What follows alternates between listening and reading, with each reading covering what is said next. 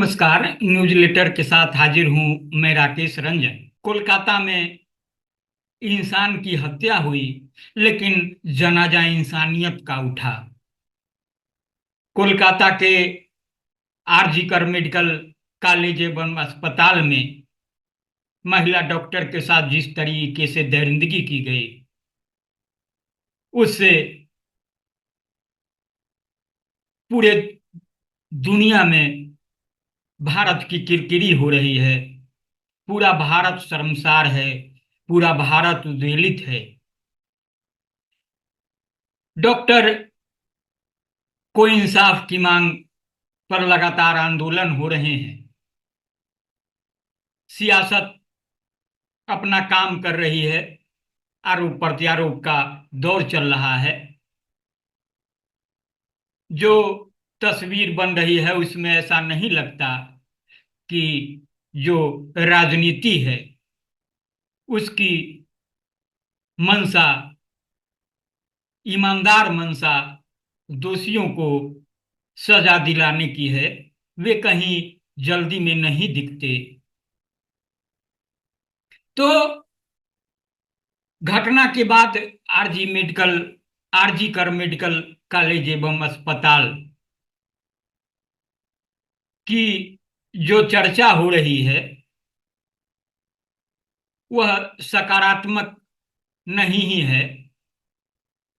तो दोष भले कॉलेज अस्पताल प्रबंधन का हो, शासन का हो, प्रशासन का हो, सूबे की सरकार का हो, देश की सरकार का हो, लेकिन जब चर्चा की शुरुआत होती है तो आरजी कर से होती है। मीडिया में मसला छाया हुआ है। सोशल मीडिया से लेकर जितने भी प्लेटफॉर्म है उस पर वही चर्चा हो रही है। लेकिन आज मैं हाजिर हूं कि किस तरीके से एक व्यक्ति किसी संस्थान को खास मकसद से, महान उद्देश्यों की पूर्ति के लिए श्रम कर, पसीना बहाकर, महान त्याग कर, बड़ा त्याग कर खड़ा करता है। और जब इस तरह की स्थिति दरपेश आती है और जब बदनामी की चर्चा उस शख्स का नाम जोड़कर होती है, क्योंकि उस संस्थान का नाम उन्हीं के नाम पर होता है, तो फिर बड़ी दुखद स्थिति है और इससे दुखद स्थिति हो भी नहीं सकती है। तो आज हम आपको बता रहे हैं आरजी कर के बारे में कि आरजी कर कौन थे, जिस संस्थान में यह वारदात हुई है उसकी स्थापना का सफर कैसा है, उसका इतिहास क्या है। तो आपको बता दें कि आरजी कर का पूरा नाम राधा गोविंद कर था। एक डॉक्टर कोलकाता के बेलघरिया से दमदम तक साइकिल चला रहा है, टोपी पहने हुए है और अपनी साइकिल पर कैबिन्स बैग ले जा रहा है। वो जो डॉक्टर के उपकरण और दवा दारू के जो बैग होते हैं। अधिकांश मरीज गरीब हैं और डॉक्टर की फीस देना तो दूर, दवा खरीदने में भी असमर्थ हैं। ऐसे में डॉक्टर न सिर्फ मरीजों का इलाज कर रहे हैं बल्कि जरूरत पड़ने पर उन्हें दवा खरीदने के लिए पैसे भी दे रहे हैं। हैरानी की बात यह है कि यह डॉक्टर विदेश से लौटा है। यह आश्चर्य की बात है कि जब कई एमबीबीएस डॉक्टर गांवों में काम करने से कतराते हैं, तो इस डॉक्टर ने विदेश से डिग्री लेने के बावजूद एक ऐसे गांव में काम करना चुना जहां कोई डॉक्टर जाना नहीं चाहता। और यह गांव बीमारी से परेशान है। इसके गांव वासी जो हैं बीमारी से परेशान हैं। आपको बता दें कि मार्च 1899 में कोलकाता में प्लेग महामारी की तरह फैल गया था। उस समय एक आयरिश महिला उत्तरी कोलकाता की गलियों में मरीजों की सेवा कर रही थी। एक डॉक्टर जो जिले का स्वास्थ्य अधिकारी था, उत्तरी कोलकाता में मरीजों को बचाने के लिए अथक प्रयास कर रहा था, उन्हें बीमारी से बचने के बारे में सलाह दे रहा था, और अगर वे इस दवा खरीदने में सक्षम नहीं थे तो उन्हें दवा खरीदने के लिए पैसे भी दे रहा था। कुछ दिन बाद विदेशी महिला और डॉक्टर की मुलाकात हुई। उन्होंने प्लेग के प्रसार को रोकने और मृत्यु दर को कम करने के लिए मिलकर काम किया। आपको पता है कि वह हैरिस महिला कौन थी? वह हैरिस महिला थी सिस्टर निवेदिता। तो मैं क्रमवार जब आपको पूरा बताता जाऊंगा तो आप समझेंगे कि किस तरीके से महामानव के दामन पर भी जो कोलकाता की घटना है, महिला डॉक्टर से दुष्कर्म और हत्या की, उसने दाग लगाया है। और जो राजनीति हो रही है उससे उस महामानव की आत्मा कितनी कलपती होगी। तो जो आयरिश महिला थी वो सिस्टर निवेदिता थी, जैसा कि मैंने बताया, और वह डॉक्टर थे, डॉक्टर राधा गोविंद कर, जिन्हें संक्षेप में आरजी कर कह रहे हैं। आरजी कर के बारे में सभी जानते हैं। अब तो ज्यादा जान गए हैं, क्योंकि उनके नाम पर जो मेडिकल कॉलेज अस्पताल है उनमें जो कुछ हुआ है। तो जो आरजी कर अस्पताल है कोलकाता के सबसे अच्छे सरकारी अस्पतालों में एक है। लेकिन अगर आप पूछे कि आरजी कर कौन है, तो अधिकांश बंगाली इस बात को लेकर शर्मिंदा होंगे कि आखिर उनके नाम पर चल रहे इस अस्पताल में क्या हो गया। तो डॉक्टर राधा गोविंद कर, आरजी कर, ब्रिटिश शासित बंगाल में चिकित्सा विज्ञान के पुनर्जागरण पुरुष थे। उन्होंने बंगाल के लोगों के लिए चिकित्सा व्यवस्था को सुलभ बनाने के लिए जीवन भर संघर्ष किया। यदि आप हावड़ा जिले के रामराज तला स्टेशन पर उतरते हैं और 15 मिनट तक चलते हैं तो आप राधा गोविंद कर के जन्म स्थान बेटूर में उनके घर तक पहुंच जाएंगे। उनका जन्म 23 अगस्त 1852 को हुआ था। उनके पिता दुर्गादास कर ने ढाका में मिडफोर्ड अस्पताल की स्थापना की थी। आप समझ सकते हैं कि यह परिवार चिकित्सा को लेकर के उस दौर में कितना संजीदा था, चिकित्सा व्यवस्था को लेकर के। तो राधा गोविंद कर पढ़ाई में अविश्वसनीय रूप से प्रतिभाशाली थे। उन्होंने हियर स्कूल से प्रवेश परीक्षा उत्तीर्ण की और चिकित्सा विज्ञान का अध्ययन करने के लिए 1880 में कलकत्ता मेडिकल कॉलेज में प्रवेश लिया। पढ़ाई के साथ साथ उनका रुझान थिएटर की ओर भी था। 1883 में राधा गोविंद ने कोलकाता छोड़ दिया और स्कॉटलैंड चले गए। उन्हें एडिनबर्ग विश्वविद्यालय में दाखिला कराया गया, मतलब भर्ती कराया गया। 1887 में उन्होंने एडिनबर्ग विश्वविद्यालय से चिकित्सा विज्ञान में सम्मान के साथ स्नातक की उपाधि प्राप्त की और MRCP बन गए। दोस्तों, रिश्तेदारों और परिचितों सभी ने उन्हें इंग्लैंड में रहकर चिकित्सा का अभ्यास, जो डॉक्टरी प्रैक्टिस होती है, वह करने के लिए कहा। यहाँ तक कि उनके प्रोफेसरों ने भी उन्हें इंग्लैंड में ही रहने की सलाह दी, लेकिन नहीं, वह अपनी मातृभूमि बंगाल लौट आए। इंग्लैंड से लौटे एक डॉक्टर के रूप में वह बंगाल के अनगिनत असहाय गरीब लोगों के साथ खड़े रहे। आपको बता दें कि उस समय चिकित्सा शिक्षा यूरोपीय चिकित्सा शिक्षा प्रणाली में पढ़ाई जाती थी। मेडिकल की पढ़ाई करने आए सामान्य परिवारों के विद्यार्थियों को दिक्कतों का सामना करना पड़ता था। उस समय बांग्ला में चिकित्सा विज्ञान पर कोई किताबें नहीं थी, इसलिए मेडिकल परीक्षा उत्तीर्ण करने से पहले उन्होंने बंगाली में चिकित्सा विज्ञान पर किताबें लिखना शुरू कर दिया। उनकी पहली पुस्तक विषांग बंधु 1871 में प्रकाशित हुई थी। अन्य उल्लेखनीय पुस्तकों में संक्षिप्त शरीर तत्व, रोगिर परिचय, विषाक्त सुहृद, प्लेग, स्त्री रोगर चित्रवली और संक्षिप्त तत्व, संक्षिप्त शिशु व बाल चिकित्सा शामिल है। संक्षिप्त भैषज तत्व, कार संहिता और कविराज डॉक्टर संबद आदि सभी पुस्तकें बांग्ला में लिखी गई। यहाँ तक कि अंग्रेजी जानने वाले मेडिकल छात्र भी उनकी किताबें पढ़ते हैं। राधा गोविंद को एहसास हुआ कि बंगाली में चिकित्सा विज्ञान की किताबें लिखना बंगाल के रोगियों की समस्याओं को हल करने के लिए पर्याप्त नहीं था। इसलिए उन्होंने बंगाल के लोगों के लिए एक अस्पताल बनाने का फैसला किया। आप देखिए कि बनारस हिंदू यूनिवर्सिटी की स्थापना में जैसे पंडित मदन मोहन मालवीय ने भूमिका निभाई थी। मैं चूंकि बिहार से आता हूँ, वैशाली जिले से हूँ, तिरहुत कमिश्नरी से हूँ, तो वहाँ भी लंगट सिंह कॉलेज अब बिहार यूनिवर्सिटी है। बाद के दिनों में जब लालू प्रसाद का शासन काल आया तो उन्होंने उसका नाम बदलकर बी ए बाबा साहब भीमराव अम्बेडकर बिहार विश्वविद्यालय कर दिया। तो लंगट सिंह ने भूमिहार ब्राह्मण स्कूल कॉलेज की स्थापना की थी।